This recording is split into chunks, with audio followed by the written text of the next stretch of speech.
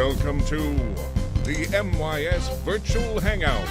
Here's your host, MYS Music Director, Raul Gomez.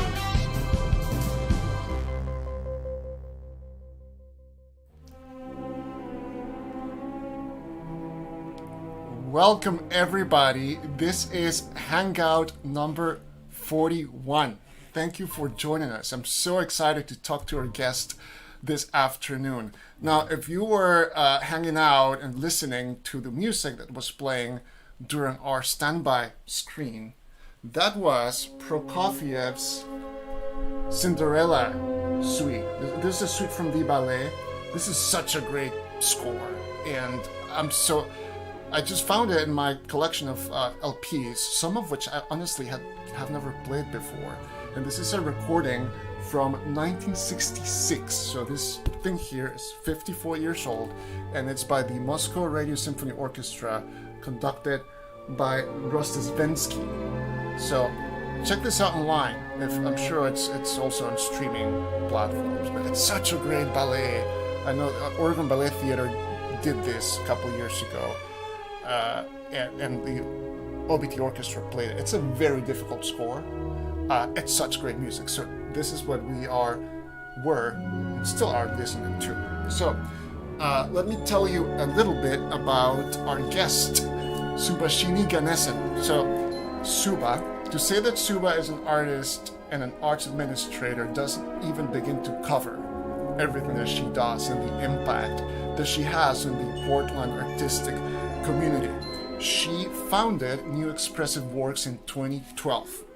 And New Expressive Works is a performing arts venue in Southeast Portland that showcases multicultural and multidisciplinary performance arts, and it also provides affordable studio space and a choreography residency program where diverse artists can work together and benefit from the unique experience. And I'm excited for Suba to tell us all about New Expressive Works.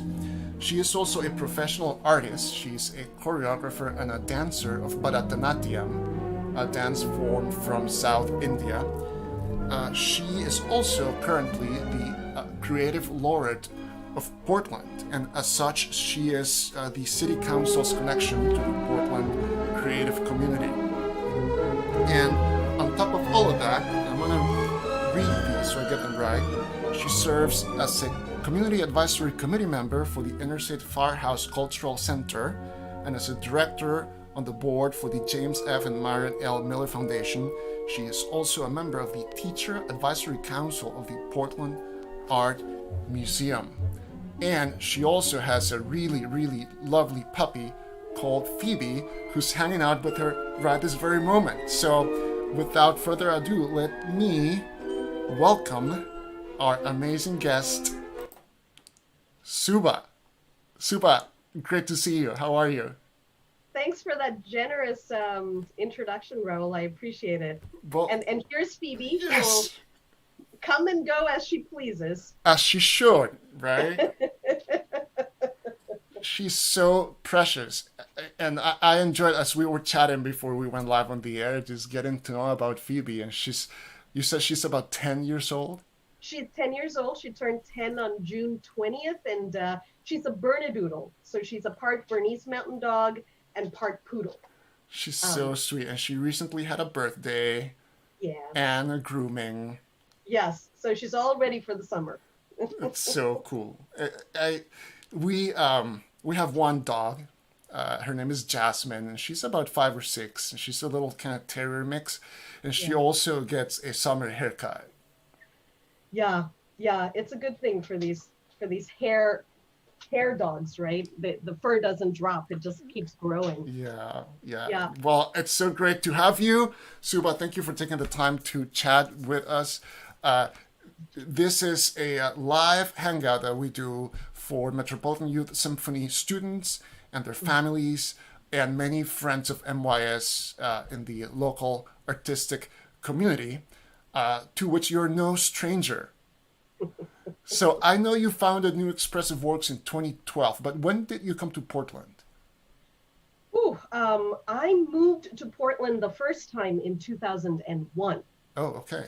Yeah, and I was living in DC before that, and I moved to the West Coast, and I wanted to live in a city that is sustainable, where I could afford. At that time in 2001, you could still afford housing close in, right? And wanted to live by myself, didn't want housemates anymore. and Portland was perfect. So I got to move to Portland, lived in an apartment on Northwest 23rd and Everett. Oh wow, okay. That's a Yeah, I super mean, you like could afford. fancy. Well, it was so quiet though for me coming from DC and a city. It took me a while to even be able to sleep through the night because I could. It was so silent. It was so funny. Anyway, yeah. So 2001, I moved here, and at that time I was working for Equal Exchange, which is a fair trade coffee company.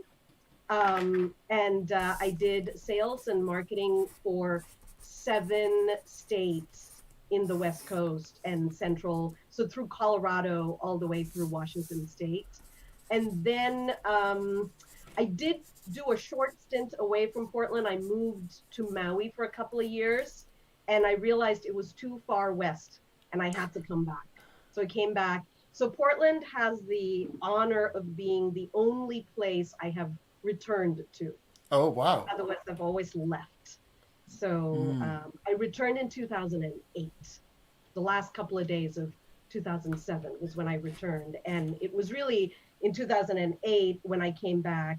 I said, all right, I've done all these other different things, some of which we'll talk about today. But I have to completely dedicate myself to what is oxygen to me, which is my art form. So, Yes. yeah, so 2008, I think it was February 14th, 2008, when I officially started teaching dance as my only thing. Did you do you have a background in sales and marketing, like education wise, or? Oh, no, no, no. I went to college in Rochester, New York, and I went there to get a genetics degree, a good Indian girl, gonna be a scientist. And it evolved. Being in Rochester, that was the first time I had moved away from home.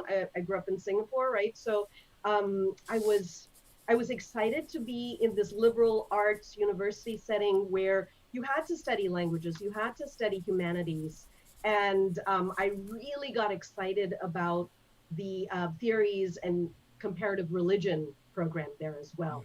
So I was doing genetics and religion, so I did graduate with both in both in religion and in biology. After that, I moved to DC to do whatever it is that you do in DC after you graduate from university, and I ended up doing public policy work in women's equity work and corporate accountability. Yeah, it's so funny to be thinking about all my past lifetimes, my incarnations. So really a lot of my learning has been on the job, if you will. So the sales and marketing that I did, of course, is for a company that, while it's a company, it's mission based, right? Equal Exchange is about fair trade, is about taking care of farmers. It's about cutting out the middle people, taking care of independent farmers. So farmers who have no more than 5 hectares of land. So it's their own. Yeah, so it's always mission based, and it's easy, I think, to sell or market anything that's close to our heart. Yes. Because then it's not selling. Yeah. Yeah, something you believe in. Yeah. Long answer to your question. Sorry. Yeah. Wow. No, but I think that's so cool. And I have to share with you that I started college as a microbiology major because I was interested in genetics and biotechnology. So, and I was also doing music at the same time, and regular viewers of the Hangouts, they know this story already, but I was trying to do both for some time, and then a few important opportunities, a few doors opened in the music world for me at that point, and I had to make a choice, one or the other, and my heart was in the arts and in music, and to this day I have many passions, and science is one of them. But also, I had sort of that moment in my life where I envisioned myself having a career in science. So did you work in a lab for a little bit? No, I didn't get that Okay. far. Okay. I mean, Okay. I went through the maybe first semester of like gen ed courses, and like I didn't get that far, but I always have that curiosity and Yeah. you know. Yeah, the technical nature, right? I did work in a lab, the Institute for Cell and Molecular Biology, back in Singapore, actually, for 3 months for a summer. And I really appreciate the precision. I felt that, I mean, I was good at doing the work, right? I could repeat the same experiment over and over again. But I think I needed more human contact. The yeast cells were just not enough. Can we go, Suba? Can we go way back now and Yes. to your? So you grew up in Singapore. Were you born there? And Yeah. your parents, are they from there or? So I was born in Singapore. My mom and dad came at different times. So my father's father, my grandfather, was one of the first or second wave of teachers from South India, from Tamil Nadu, who were brought by the British to teach math and science in Malaysia, which is north of Singapore, right? Singapore is a little island. Malaysian peninsula is up here. So my grandfather was teaching in Alostar, which is a town in Malaysia, and he brought his family with him. So my grandma, my dad, and his sister moved to Malaysia. And when my grandfather died, they moved down to Singapore. And then my dad was had an arranged marriage with my mom, who was born and raised in India, right? So it's that reconnecting to your culture, to your Yeah, traditions. sure, sure. So mom moved from India directly to Singapore as a new bride. Wow. Okay. So yeah, and then I was born in Singapore. Yeah. So is that first generation? Is that how we would call it? Singaporean? Yeah. Yeah, and I was born and raised and went all the way through high school in Singapore, right? And um, I loved it. I know people hear about Singapore and have many different opinions of what it is. One of the things that makes made me cringe because I got used to it was when I moved to the States, people claimed they knew Singapore, and eventually, about 3-4 minutes down the conversation, they were asking me about Hong Kong. So Oh. I've learned because it was in the 90s when I moved to the States, right? And Hong Kong was just being returned to China. So eventually, the question would come about how I felt, and I would say, well, wrong island. So um,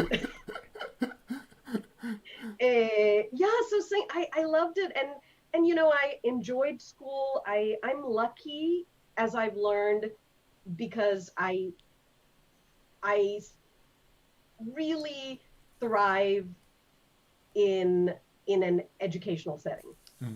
So school was a good fit for me. I loved school. I am one of those weird people who love homework. Sure. And I used to have these people in class who would just look at me when I'd say, wait, but we don't have homework. And I'd get these glares like, seriously? So I'm one of those people. But being a nerd was okay in Singapore, right? You could be a nerd and you were considered okay. Yeah.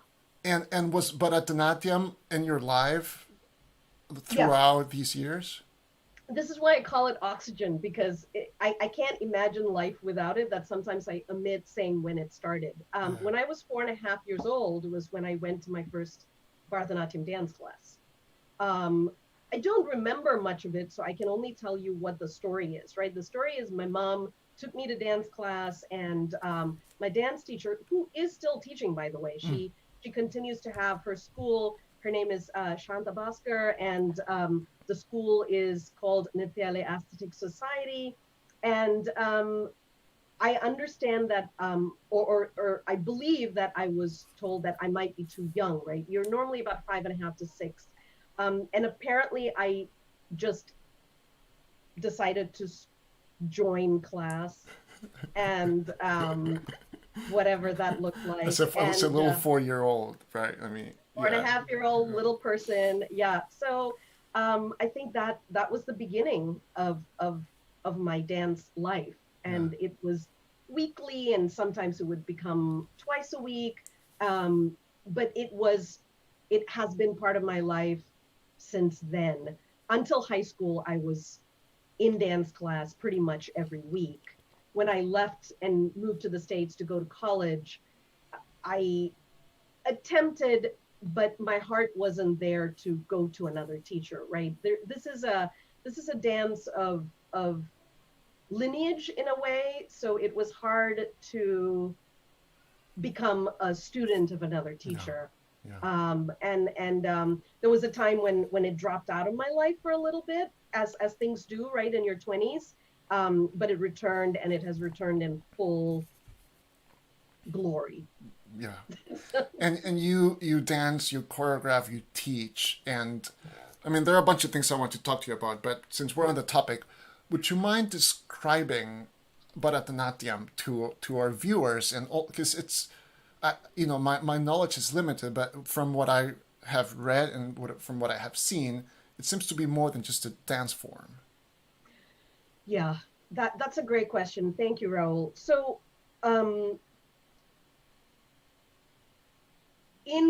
so Bharatanatyam is a new dance. I understand that research claims that it's about a 400 to 500-year-old form. And I say new because it comes from this large world of Hindu and Indian history, which of course goes, 1500 BCE, right? So it's a long history. And it is, at this point, Bharatanatyam is one of the 8 classical dance forms from across the country. And each classical dance form might have some similarities to one another, but they become regional. So Bharatanatyam is from the region of Tamil Nadu. Tamil is the language that I speak. It is a Dravidian language as opposed to an Indo-European language, right? So it's a language that comes directly from that region without too much relationship or influence of the Sanskritized languages, the Indo-European languages. So all of this just to say that it has a different way of speaking than Sanskrit, right? So for example, simple things like we would add Arjuna. Arjuna is a name that I think a lot of folks might know because of the Mahabharata, right? Big epic. But we would, in Tamil Nadu, we would call it Arjunan. So we'd add an N to it. So there's some differences in language there. And if you were to ask me what Bharatanatyam is, we can break it up. The new name, Bharatanatyam, can be divided into 4 sections. Bha, Ra, Ta, Natyam. So Bha stands for Bhava, which is emotion. Facial, hand gesture, emotions. Ra for Raga. Raul, you know Raga, melodies, yes. right? And yeah. I maybe later I can share a story. You must. Okay. And Ta is for Tala. Tala, rhythm, right? So, and Natyam is the marriage of movement, i.e. pure movement, and storytelling. So there's a little theater there as well. So I often say it's a very, very simple addition math formula. Bhava, the emotion plus music plus rhythm equals this dance and storytelling form. Yeah. So you see all of it in the traditional repertoire. You see all of it. You see very intricate rhythms that are created. Your feet are percussions, right? You tell stories with your hands, gestures, mudras. People know that word thanks to the popularity of yoga, right? Mudra is a thing. Hasta mudras, hand mudras, are often used to tell stories, and music. So it's really this marriage that allows us to tell stories. Now, historically, it was called Sadir, if I'm not mistaken. It's Sadir Atam. Atam is dance, Sadir is the square. So dancers, it wasn't a proscenium stage. So it's people all around. So you danced in the middle, you had audiences everywhere around you. It's a traditionally solo dance form. So I'm playing all the parts of the story. And with evolution and with development and with changes, we have dance dramas. We have we have contemporized things as we move forward. Some some of this contemporization is fabulous. Some of it is questionable because it has taken away some of the authentic history. That's a long conversation. I'll stop here. Yeah. Well, and let me share this story that you know so well, and I'll try to make it quick for our viewers. Uh, this must have been a couple of years ago. 3 years ago. 3 years ago. Yeah. Okay, Yeah. so a Pakistani theater troupe came into town. Artist Repertory Theater invited them. Yeah. And as part of the theater troupe, there are two musicians and at least one dancer, if Yeah. not more. And you, at New Expressive Works, you organized an event where you invited the two musicians and the dancer to come and do a performance.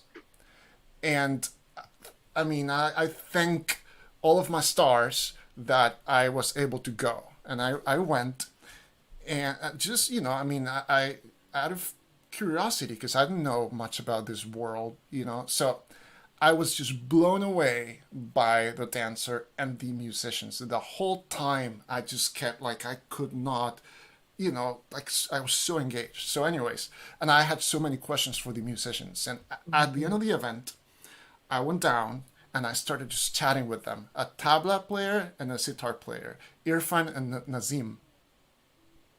Yeah. Yeah. Najim. Najim.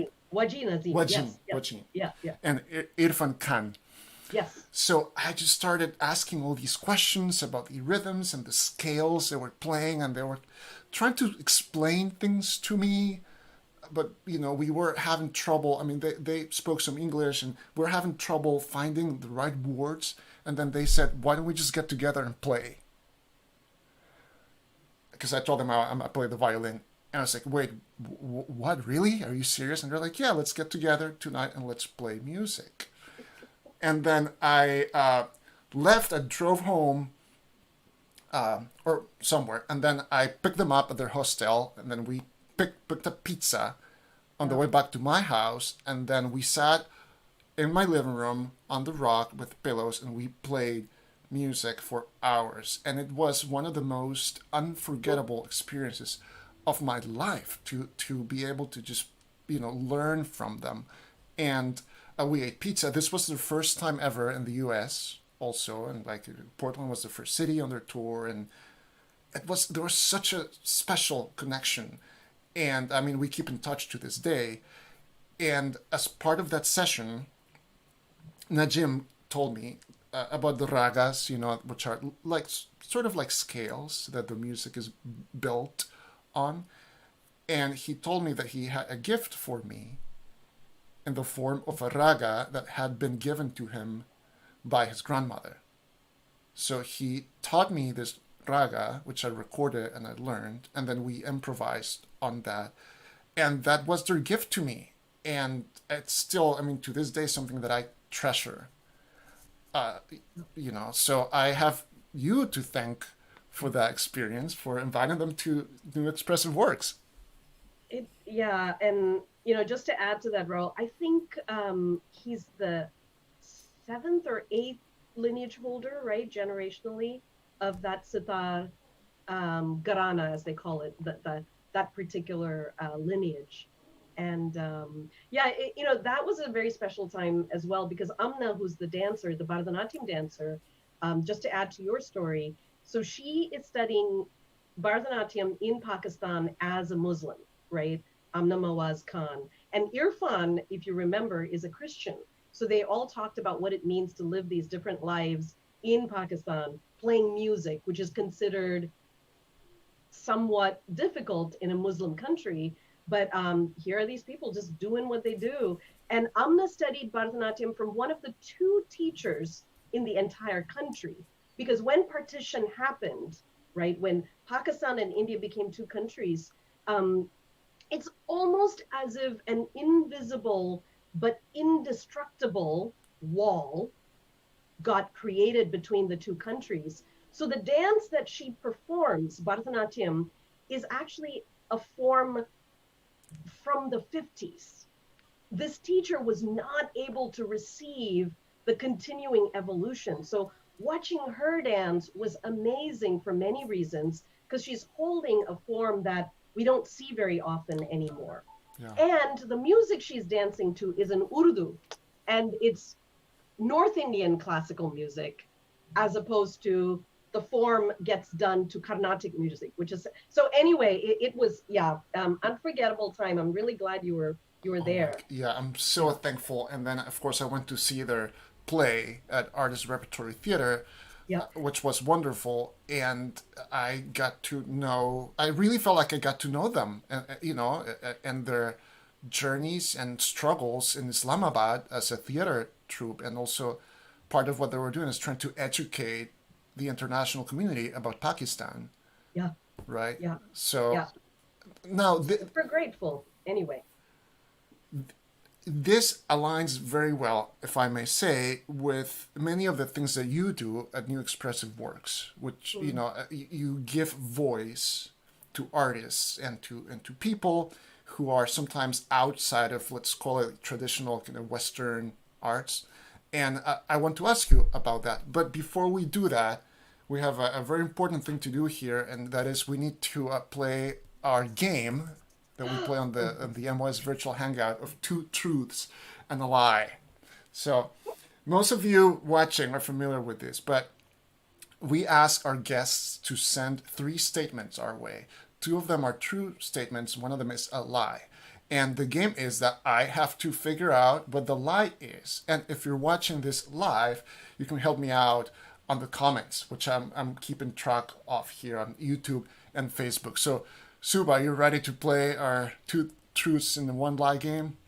sure, sure. Why not? I've Okay. never played a game like this before. Yeah. Well, let's see if you can fool me and our viewers. So, do you have those statements handy by any chance? I do. Awesome. I do. Okay. I have So it right here. let's Yeah. hear statement A, please. My first live concert, Guns N' Roses. Okay. That's up on the screen. Statement B. My favorite birthday party, a private party at a wine bar with fresh oysters shucked on site. Okay. That's very specific. It's up on the screen. Statement C. My best backpacking trip, 5 days and 50 miles through Glacier National Park. Okay, very good. So those are up on the screen. If you're watching, help me out. Okay, let me do, Suba, a quick analysis here of these 3 statements. Okay, so Guns N' Roses, I think you have an eclectic and rich musical taste. So I can see you going to a Guns N' Roses concert as your first live concert. And you don't have to answer any of this, but then I'm thinking this would be like, if I'm not mistaken, like mid to late 80s, early 90s. So I gotta think about the timeline here. Okay, now statement B, birthday party, wine bar, and so this one is very specific. So it leads me to think that it's probably true, though I'm not guessing quite yet. But maybe that's what you want me to think. So we'll see. In statement C, I mean that sounds like an amazing backpacking trip. So I also think that's entirely possible. So I'll sit on this for a little while. Okay, I'll think about these. Maybe people will help me. But you know what? Come to think of it, Suba, because we've been talking about Bharatanatyam. How about we share with our viewers the video and the performance that you are sharing with us, and then maybe we can talk a little bit more about that specific performance, and then we can get into all things New Expressive Works. Super. Sound good? Okay. Yeah. So, would you mind giving us maybe a short introduction to what we're about to experience with you, and then we'll get going with it. Great. Thank you. So I was fortunate to be able to present a duet entitled Listening to Silence, end of January, early February 2020. And very grateful to have been able to co-create this work. It was born out of my my artistic ideas, and Yashaswini Raghuram, who's also a local performer, joined me, and agreed to collaborate and do some co-choreography. So I'd like to read you a few lines from Rig Veda 10:129, which is considered the creation song. And for those who don't know what the Rig Veda is, look it up. It's the first of 4 Vedas. It's considered one of the many important texts that comes from the Sanskrit world. And then we'll just go into the video. Yeah, Ro? Yes. Yeah. Great. I got it ready and queued up. So thank you again, Suba. There was neither non-existence nor existence then. There was neither the realm of space nor the sky, which is beyond. What stirred? Where? In whose protection?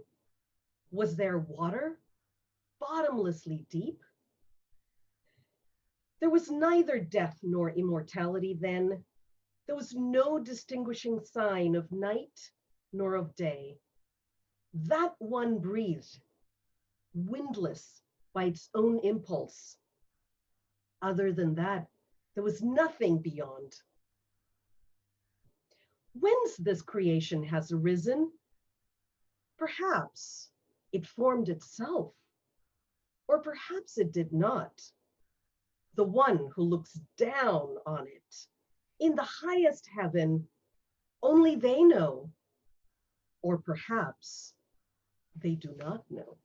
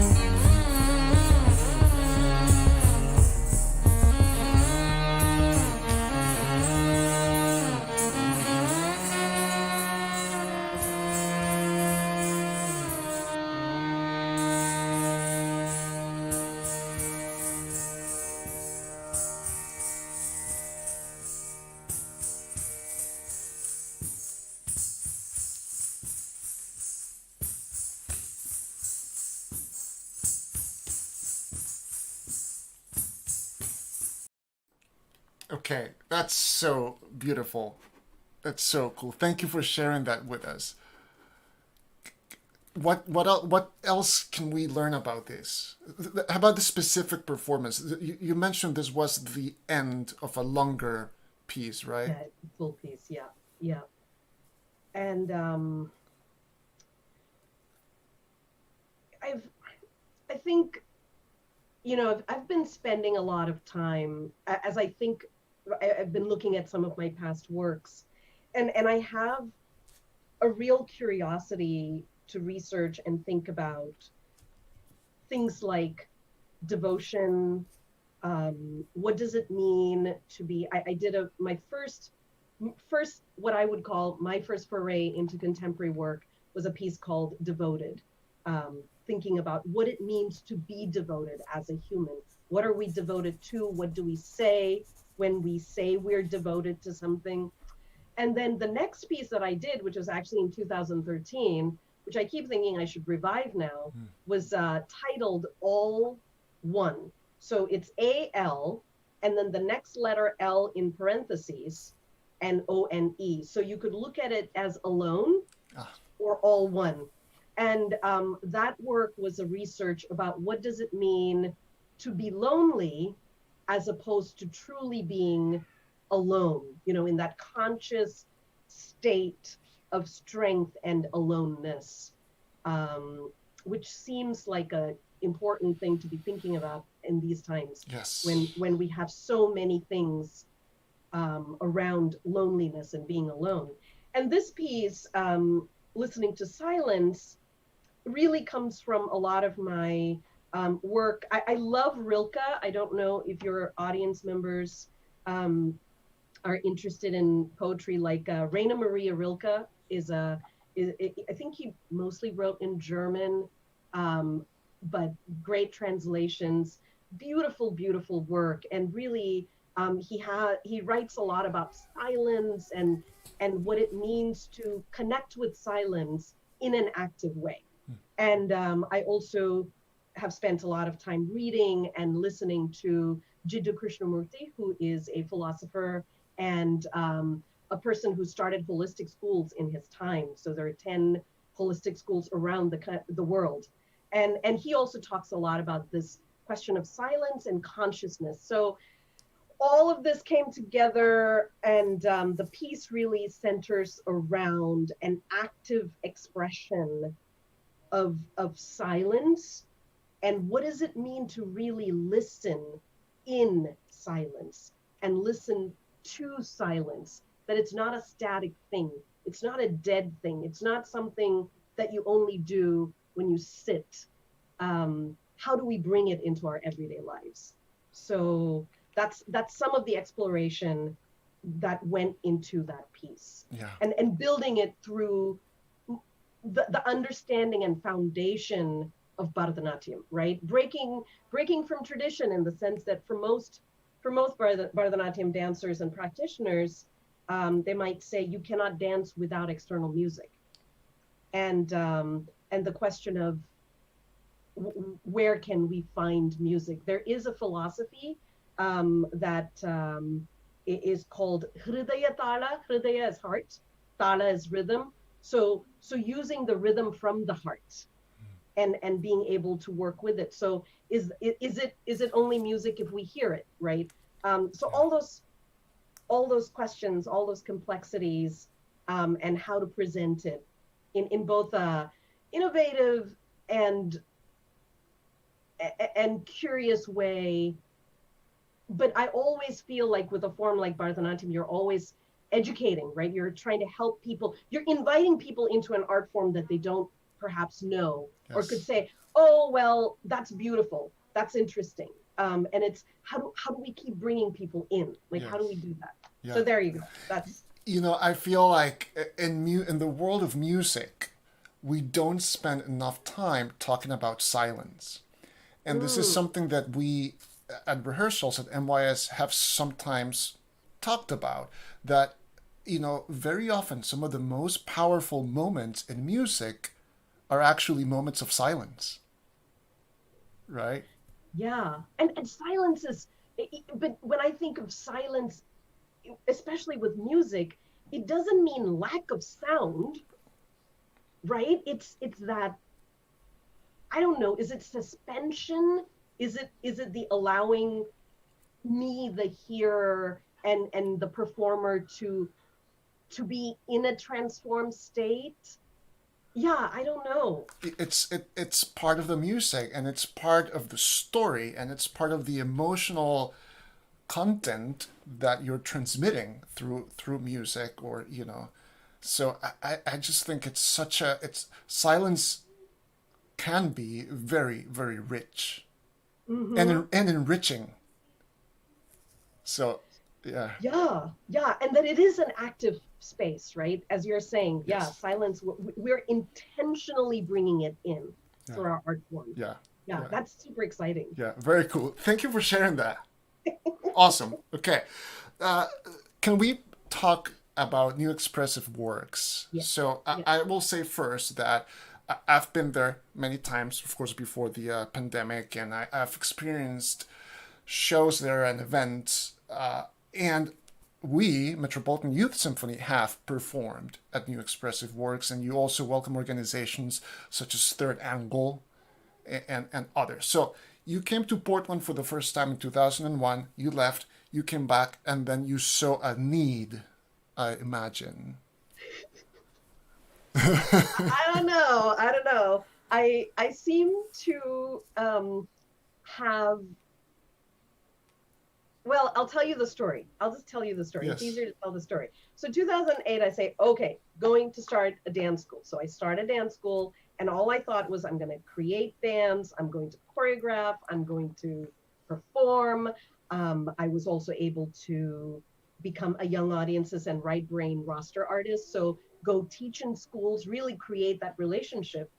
And in 2010, at that time, the building that New Expressive Works is in was called Zoomtopia because Carol Zoom, an activist, an art activist, and a disability activist, created that building as a space for artists to thrive and perhaps eventually own the building. That idea didn't come through, but I approached Carol and said, I'd love to have a small dance studio. And it all worked out. And I had a little 450 square foot dance space in that building, actually in the front area. And eventually, the large studio, which was then run by a modern dance company, they decided to stop being a company. Mm. And this was in 2011 at this point. And so Carol and the artist who was running the modern dance company said, Suba, do you want to take over the space? And I said, okay. I said yes. And then I did the circuit. I wanted to know what was needed, right? Yes. At that point, I wanted to understand what we have as a dance community and what we didn't. I was just coming from the dance end because that's my world. And a lot of the information I was gathering was, we need more safe, affordable spaces for choreographers of all levels, those who have just come out of college, all the way to veteran choreographers, to be making new work and to have it be presented. And that's where the residency program was born. So that's why I always think it's one of the initial pillars of programming for new. Yes. So every year, 8 artists, 8 choreographers receive about 150 hours of free rehearsal space to make a new piece, a 20-minute long piece, and it gets presented in a weekend presentation. And this year we've reached 50 choreographers have created work in the space with collaborators, right? Like hundreds of collaborators, Yeah, that's amazing. dancers, costume designers, musicians, sound engineers. So it really came out of this learning what our community needs. And I think that's part of the mission of New is, how can you always be providing space for visibility, celebration, and support of independent performing artists who need space to do what they need to do? So is it teaching? Is it workshops? Is it incubation? Is it performing? And it's been lovely to collaborate across genre, right? So we have theater companies, and we have, like you said, Third Angle New Music. They're coming in for their sixth year for studio series, right?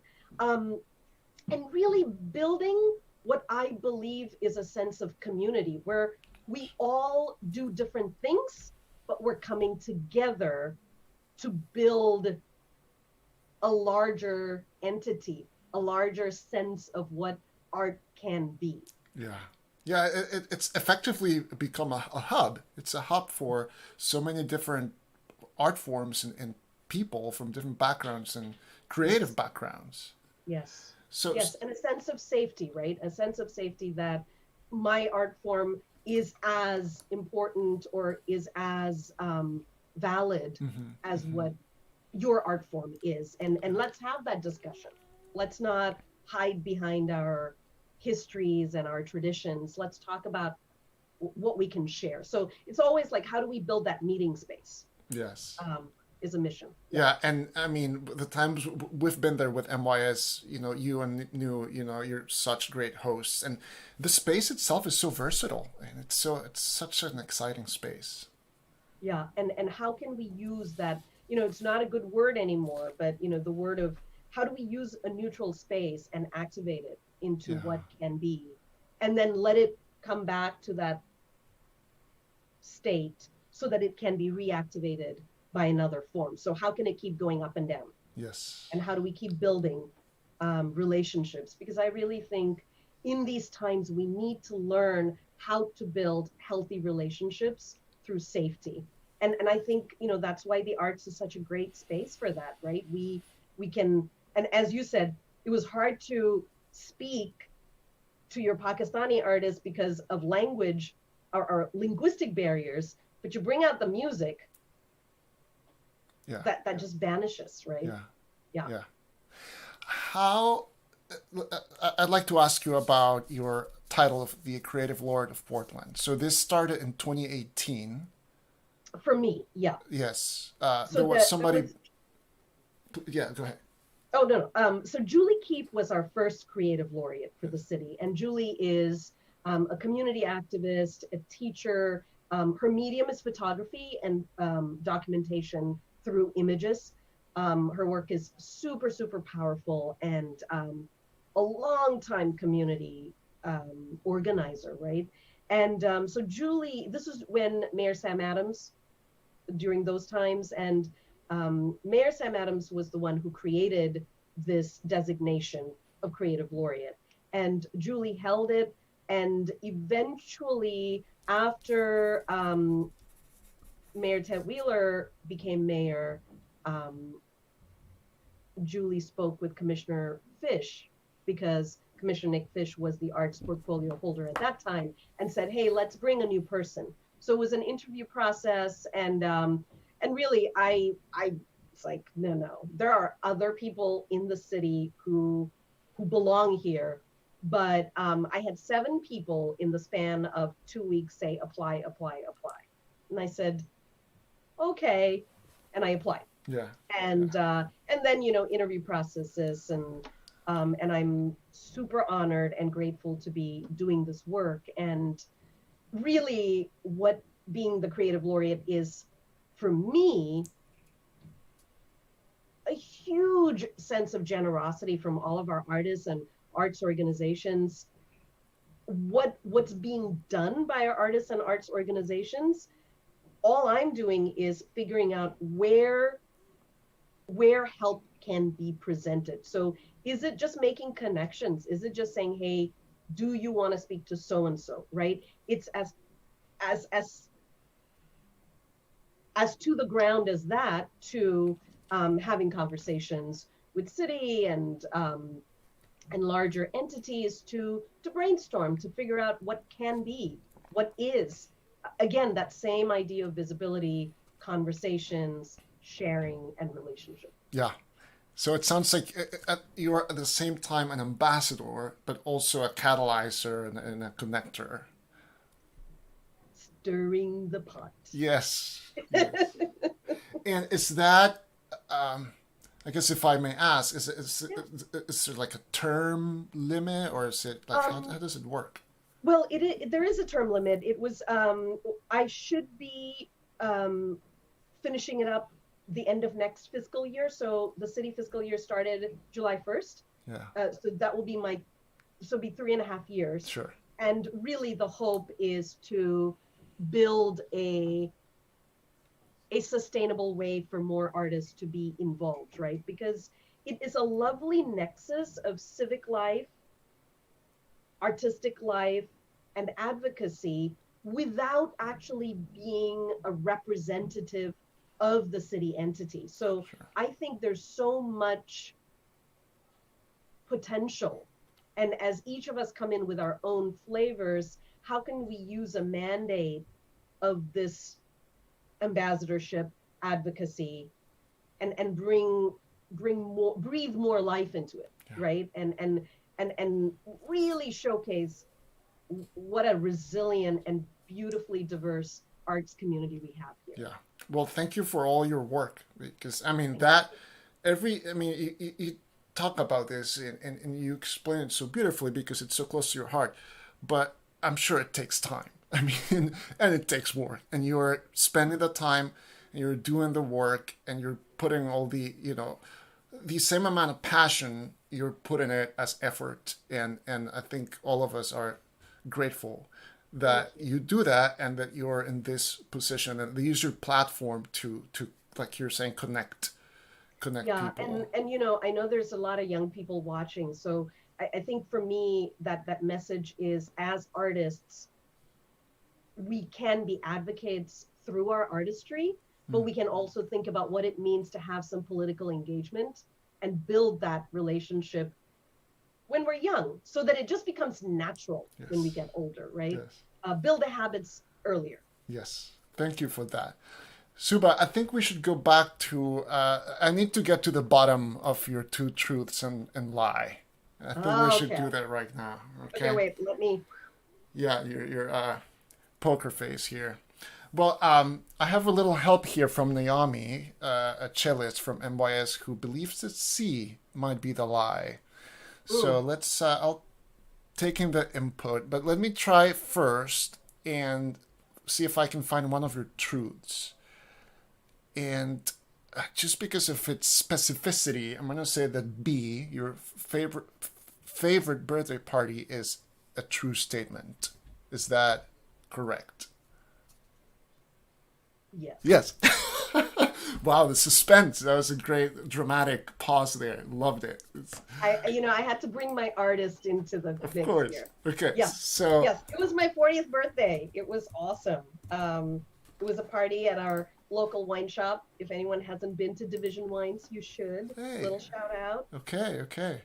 Will and Danielle, the owners, are loving, kind human beings. And I think I'd just begun enjoying fresh oysters, and we really actually had two folks just diligently, kindly shucking away the entire night. It was special, and 40 of my closest friends were there also. So it was just. Oh, yeah. That's so sweet.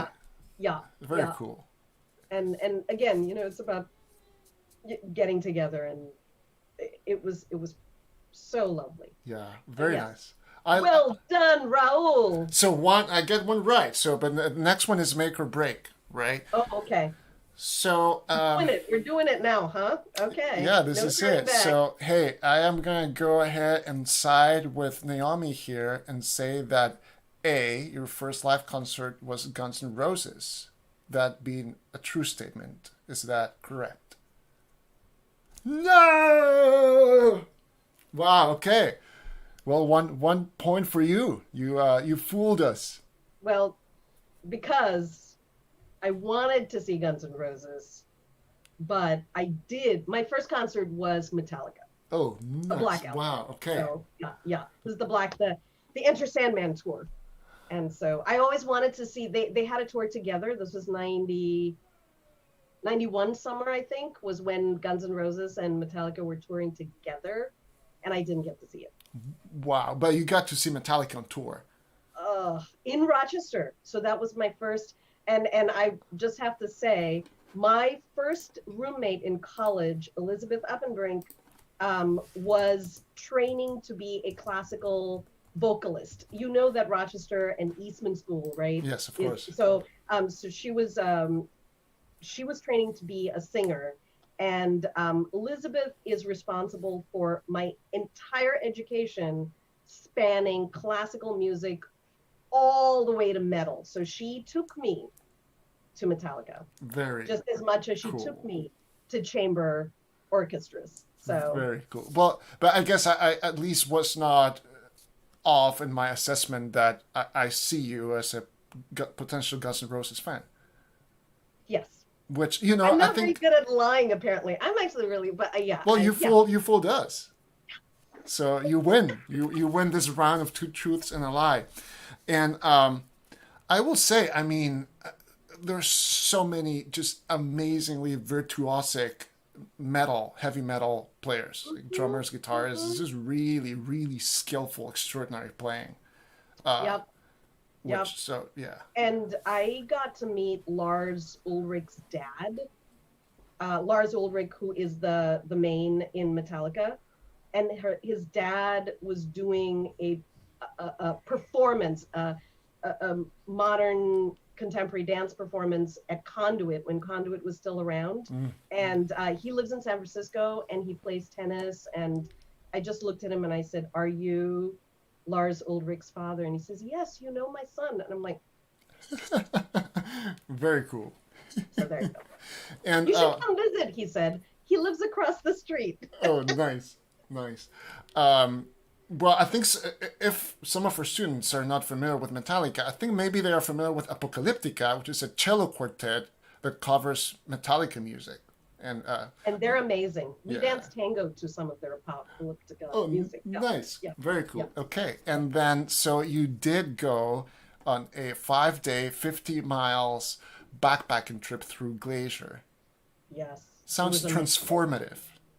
Yeah, it was. And it was perhaps the first time I realized what it means to meet nature in places that we can't drive to, right? Yes. Halfway in, it's the lakes and the rocks and the silence, lots of moose. Never met a bear, unfortunately. No, it's a good thing. Saw a lot of bear scat, not bear. So that's good. It's good. Yeah, it was amazing. It was amazing. Very cool. Yeah. Okay. So Well, there you go. Suba, you have won this game of two truths and a lie, so we'll put your name on the winners column for this one. And now, as we get ready to wrap up here, I would love to do our segment that we call Sound Advice. And this is where we ask our guests if you could magically travel back in time and find Suba maybe in Singapore in her teenage years, what advice would you have for her? I thought a lot about this, Raul, and thank you for this question. I would tell my younger person self that it's important at an early age to learn to tell the difference between an older person and a true elder. Okay. So, so we have so many people who are older than us who are constantly providing us with what is insight and advice and future planning. And I wish I could have understood who, I'm lucky to have had elders in my life, right? And to give me those moments to look at and say, oh no, even though everything does not point that way, I have to listen to that person's wisdom. So the ability to know who our teachers are, who our elders are, versus, well, listen to me because I am 40 years older than you. Yes. And I think that would have given some fortitude against some of the doubts that I had, and I wonder if young people, still deal with that. So that will be one thing for sure. And I have a second one. I would say um, don't be afraid of causing the trouble that you're causing. It's okay. In what way? In the way that if it we all know when something is right action, you know. I know when I'm being naughty, and I know when I'm being against something just to play the devil's advocate, Sure, right? sure. I know that. But then there are moments where you know you are, as I was saying, stirring the pot, where you're creating a little stir, a little trouble, but it's not wrong. And I feel like the world can just come down on you as a young person and say, no, no, you got to conform. Now, this is not the time to do this. And I would say, it's okay. It's okay. It's okay to do it. So, Very nice. And I think those two pieces of advice go well together. true. Yeah, yeah, yeah. Because you have your elders to take care of you. Yeah, yeah. And finally, Suba, before we have to let you go, and actually, I totally forgot to tell you this earlier, but our last segment is called The Plug. And Oh, okay. we invite our guests to plug anything. I would love to know how to support New Expressive Works. If there's anything else you'd like to share with us, now would be a wonderful time. Great. So newexpressiveworks.org is the website. A simple website, but as you know, we support over 200 independent performing artists in our city. And everyone knows that this time is super, super difficult for a lot of arts organizations, especially those of us who have venues where we're trying to figure out both the stress of having to think about opening up and being safe, and being around for when it's time to gather in the ways that it's correct. So if you're able, please support with your monetary gifts. I just have to say the generosity of our donors has been extremely, extremely important for New to come this far. We're able to take risks because you trust us. So that will be amazing. Help New out, get involved, pay attention to what's going on in the arts world. There's a lot of advocacy that is needed, both in terms of equity, in terms of social justice through artistic work. What does it mean to be an anti-racist and be an artist? Get involved, read. And I am performing with a bunch of really amazing artists on July 18th through Risk Reward. Risk, and there's a line reward, and it's called Pavement Projects, if I'm not mistaken. It's it's like a drive-in theater style performance. Very And cool. it's going to be two performances, one at 7 p.m. and one at 9 p.m. If you go to Risk Rewards website, you'll get all the info. So it's a way for many of us. I mean, I haven't seen live performance in a really long time outside of, somebody singing or playing the guitar on one of our porches as we were walking around. Sure. So come support. Again, it's really about how do we take care of one another in the artistic realm and beyond, right? Because we say we're in it together. Let's keep that. Yes. We got to do this together. Yes. Suba, it's been such a delight to talk with you. I wish we had 2 more hours, but we're out of time.